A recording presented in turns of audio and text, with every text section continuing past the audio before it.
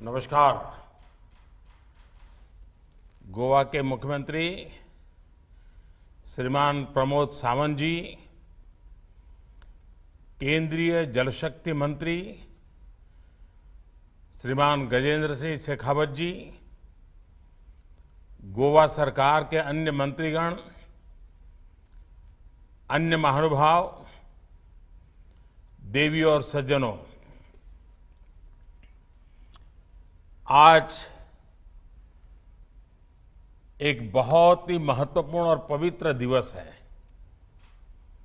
देश भर में श्री कृष्ण जन्माष्टमी की धूम है। सभी देशवासियों को, दुनिया भर में फैले भगवान श्री कृष्ण के भक्तों को बहुत बहुत बधाई। जय श्री कृष्ण। आज का ये कार्यक्रम गोवा में हो रहा है, लेकिन आज मैं सभी देशवासियों के साथ देश की 3 बड़ी उपलब्धियों को साझा करना चाहता हूं। और ये बात मैं पूरे देश के लिए कहना चाहता हूं। भारत की इन उपलब्धियों के बारे में जब मेरे देशवासी जानेंगे, मुझे पक्का विश्वास है उनको बहुत गर्व होगा और विशेषकर हमारी माताओं बहनों को बहुत गर्व होगा। अमृत काल में भारत जिन विशाल लक्ष्यों पर काम कर रहा है, उससे जुड़ी 3 अहम पड़ाव हमने आज पार किए हैं। पहला पड़ाव, आज देश के 10 करोड़ ग्रामीण परिवार पाइप से स्वच्छ पानी की सुविधा से जुड़ चुके हैं। 10 करोड़ ग्रामीण परिवार एक घर जल पहुंचाने की सरकार के अभियान की एक बहुत बड़ी सफलता है। ये सबका प्रयास का बेहतरीन उदाहरण भी है।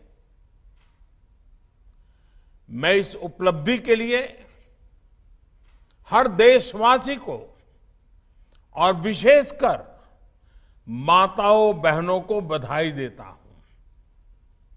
साथियों, देश ने और विशेषकर गोवा ने आज एक उपलब्धि हासिल की है। आज गोवा देश का पहला राज्य बना है जिसे हर घर जल सर्टिफाई किया गया है। दादरा नगर हवेली एवं दीव और दमन भी हर घर जल सर्टिफाइड केंद्र शासित प्रदेश बन गए हैं। बीते कुछ वर्षों में देश के हर बड़े मिशन में गोवा अग्रणी भूमिका निभाता जा रहा है। मैं गोवा की जनता को, प्रमोद जी और उनकी पूरी टीम को, गोवा की सरकार को, स्थानीय स्वराज की संस्थाओं को, हर किसी को बहुत बहुत शुभकामनाएं देता हूं।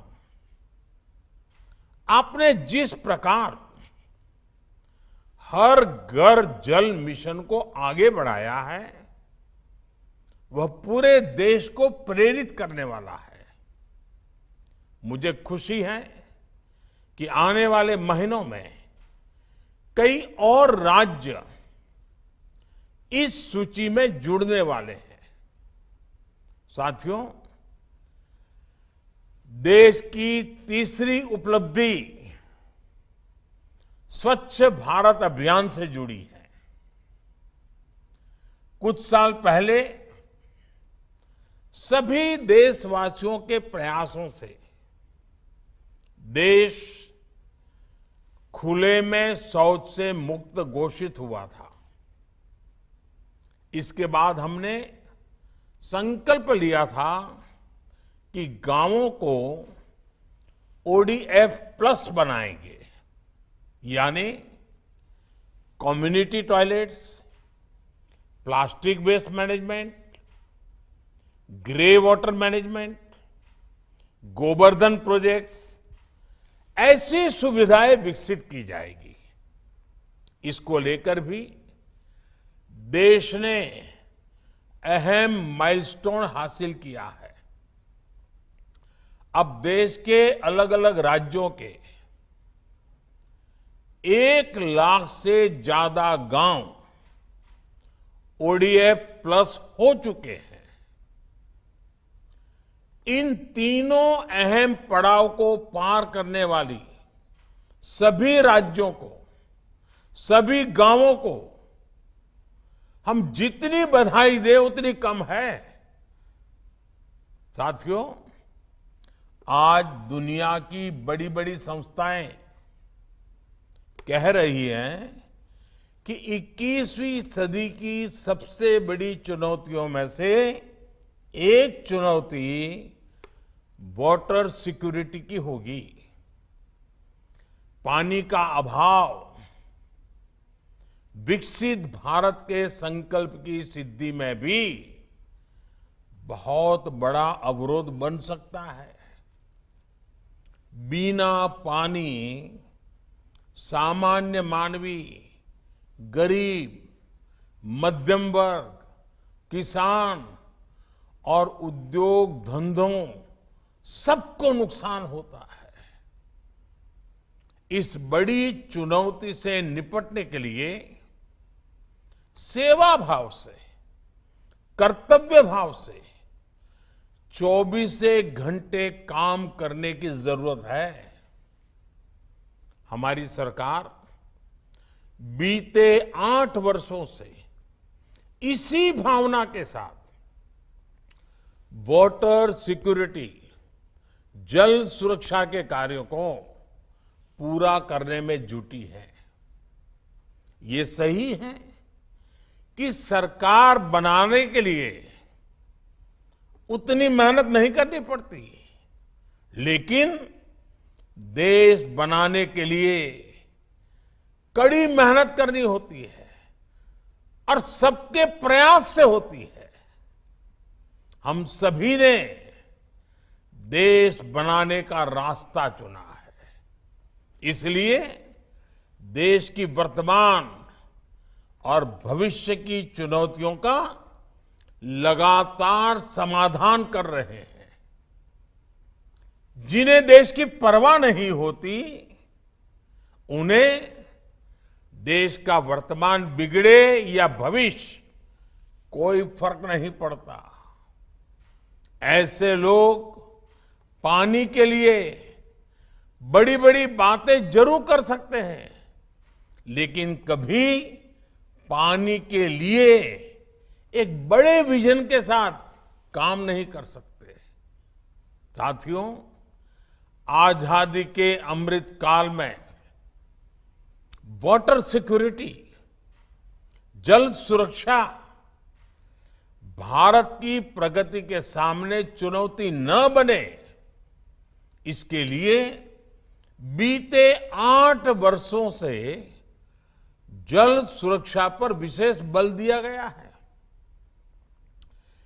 कैच द रेन हो, अटल भूजल योजना हो, देश के हर जिले में 75 अमृत सरोवरों का निर्माण हो, नदियों को जोड़ना हो, या फिर जल जीवन मिशन, इन सबका लक्ष्य है देश के जन जन को जल सुरक्षा। कुछ दिन पहले ही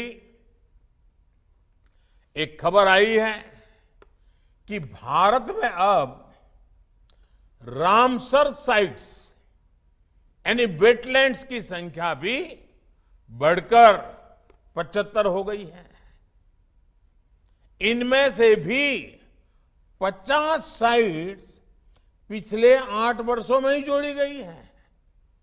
यानी वाटर सिक्योरिटी के लिए भारत चौतरफा प्रयास कर रहा है और इसके हर दिशा में नतीजे भी मिल रहे हैं।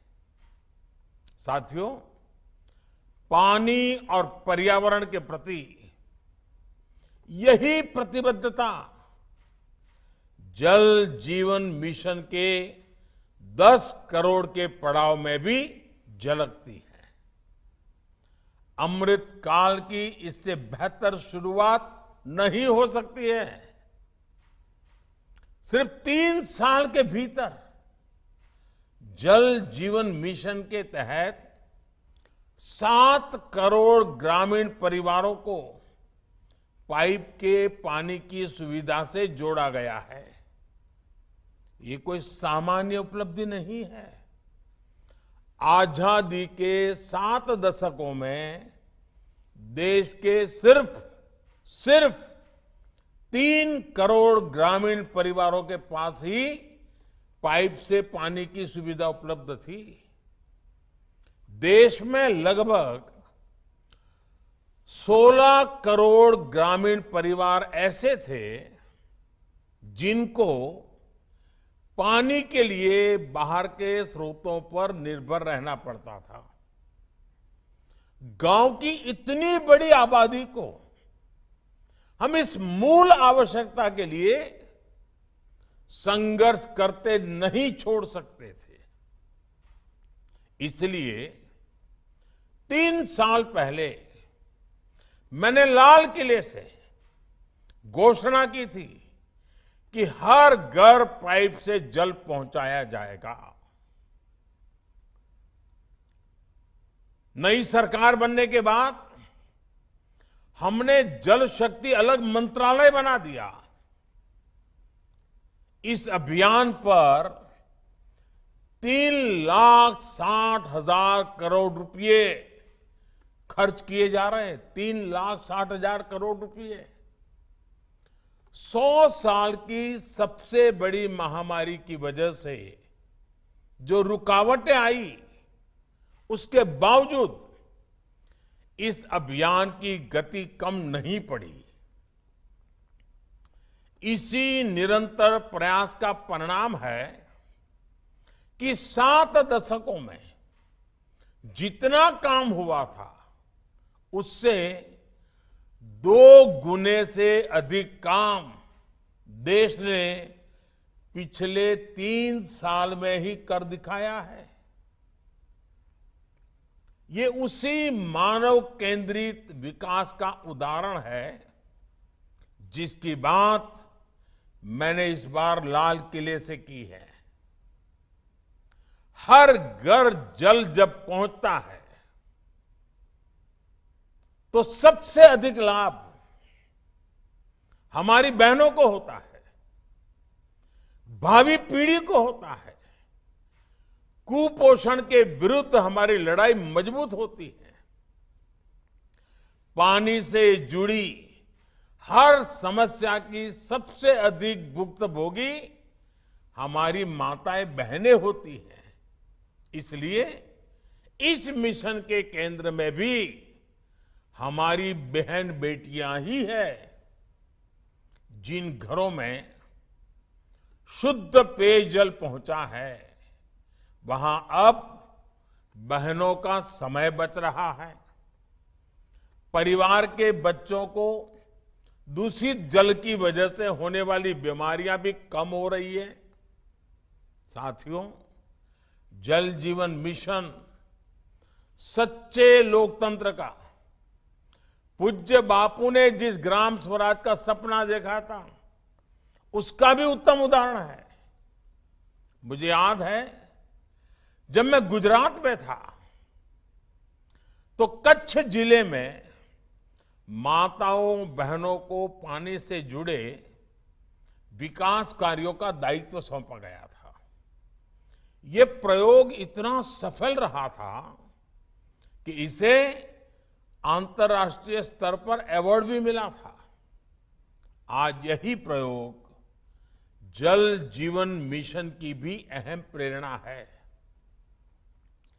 जल जीवन अभियान सिर्फ सरकारी स्कीम नहीं है, बल्कि ये समुदाय द्वारा समुदाय के लिए चलाई जा रही योजना है।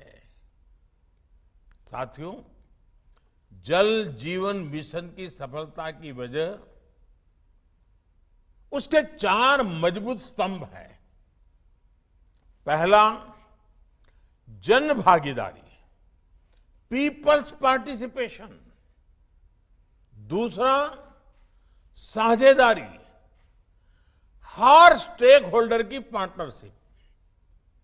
तीसरा, राजनीतिक इच्छा शक्ति, पॉलिटिकल विल। और चौथा, संसाधनों का पूरा इस्तेमाल, ऑप्टिमम यूटिलाइजेशन ऑफ रिसोर्सेज। भाइयों और बहनों, जल जीवन मिशन में जिस तरह पंचायतों को, ग्राम सभाओं को, गांव के स्थानीय लोगों को शामिल किया गया है, जिस तरह उन्हें अनेक जिम्मेदारियां सौंपी गई हैं, यह अपने आप में अभूतपूर्व है। हर घर पाइप से जल पहुंचाने के लिए जो कार्य होते हैं, उसमें गांव के लोगों का सहयोग लिया जाता है। गांव के लोग ही अपने गांव में जल सुरक्षा के लिए विलेज एक्शन प्लान बना रहे हैं। पानी का जो मूल्य लिया जाता है, वो भी गांव के लोग ही तय कर रहे हैं। पानी की टेस्टिंग में भी गांव के लोग जुड़े हैं। 10 लाख से ज्यादा महिलाओं को इसकी ट्रेनिंग दी गई है। पानी समिति में अभी कम से कम 50% महिलाओं को जगह दी गई है। जो जनजातीय इलाके हैं, वहां तेजी से काम हो, इसे प्राथमिकता दी जा रही है। जल जीवन मिशन का दूसरा स्तंभ साझेदारी है। राज्य सरकारें हो, पंचायतें हो, स्वयंसेवी संस्थाएं हो, शिक्षण संस्थाएं हो, सरकार के विभिन्न विभाग और मंत्रालय में सभी मिलकर काम कर रहे हैं। इसका जमीनी स्तर पर बहुत बड़ा फायदा मिल रहा है। साथियों, जल जीवन मिशन की सफलता का तीसरा मुख्य स्तंभ है राजनीतिक इच्छा शक्ति। जो पिछले 70 साल में हासिल किया जा सका, उसमें कई गुना ज्यादा काम 7 साल से भी कम समय में किया जा रहा है। कठिन लक्ष्य है, लेकिन ऐसा कोई लक्ष्य नहीं जो भारत के लोग ठान लें और उसे प्राप्त ना कर सके। केंद्र सरकार, राज्य सरकारें, पंचायतें सभी इस अभियान को तेजी से पूरा करने में जुटी है। जल जीवन मिशन संसाधनों के सही इस्तेमाल पर, ऑप्टिमम यूटिलाइजेशन ऑफ रिसोर्सेज पर भी उतना ही बल दे रहा है। मनरेगा जैसी योजनाओं के वो कार्य जो जल जीवन मिशन को गति देते हैं, उनसे भी मदद ली जा रही है। इस मिशन के तहत जो कार्य हो रहा है, उससे गांवों में बड़े पैमाने पर रोजगार के नए अवसर भी बन रहे हैं। इस मिशन का एक लाभ ये भी होगा कि जब हर घर में पाइप से जल पहुंचने लगेगा, सैचुरेशन की स्थिति आ जाएगी, तो पक्षपात और भेदभाव की गुंजाइश भी उतनी ही समाप्त हो जाएगी। साथियों, इस अभियान के दौरान जो पानी के नए स्रोत बन रहे हैं, टैंक बन रहे हैं, वाटर ट्रीटमेंट प्लांट बन रहे हैं, पंप हाउस बन रहे हैं, सभी की जियो टैगिंग भी हो रही है। पानी की आपूर्ति और गुणवत्ता का उसकी मॉनिटरिंग के लिए आधुनिक टेक्नोलॉजी यानी इंटरनेट ऑफ थिंग्स सॉल्यूशन का उपयोग करने की भी शुरुआत हुई है। यानी जनशक्ति, नारी शक्ति और टेक्नोलॉजी की शक्ति मिलकर जल जीवन मिशन की शक्ति बढ़ा रहे हैं। मुझे पूरा विश्वास है कि जिस प्रकार पूरा देश मेहनत कर रहा है, उससे हर घर जल का लक्ष्य हम अवश्य प्राप्त करेंगे। एक बार फिर गोवा को, गोवा सरकार को, गोवा के नागरिकों को इस शुभ अवसर पर और ये बड़ी सफलता पर बहुत बहुत बधाई देता हूं, बहुत बहुत शुभकामनाएं देता हूं और देशवासियों को भी विश्वास दिलाता हूं कि 3 साल पहले लाल किले से जो सपना देखा था, ग्राम पंचायत से लेकर के सभी संस्थानों की मदद से हम बहुत तेजी से उसको सफल होते देख रहे हैं। मैं फिर एक बार कृष्ण जन्माष्टमी की शुभकामनाएं देते हुए मेरी वाणी को विराम देता हूं। बहुत बहुत धन्यवाद। तो प्रधानमंत्री नरेंद्र मोदी को आप सुन रहे थे। प्रधानमंत्री ने